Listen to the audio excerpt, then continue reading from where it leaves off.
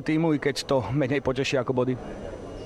Určite, ako ja by som tú cenu veľmi rád vymenil za to víťazstvo, lebo aspoň za ten nejaký ten gól v úvode. Ten gól v úvode, keby padol, a dodalo by nám to energiu a škoda, no, mali sme vynikajúci začiatok a myslím si, že sme boli aj lepší počas celých 60 minút, len bez gólu sa ťažko vyhráva.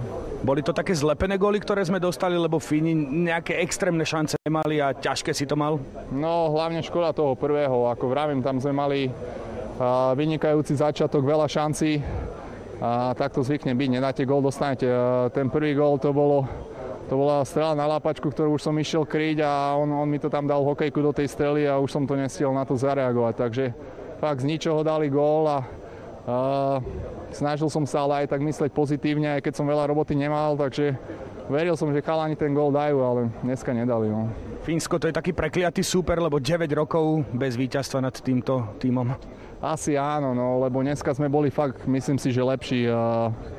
My sme si verili, my sme makali a už dávno som nevidel chalanov hrať takto proti silnému superovi a myslím si, že sme fakt boli po väčšinu času lepší a škoda tých šancí, ktoré nás budú mrzieť.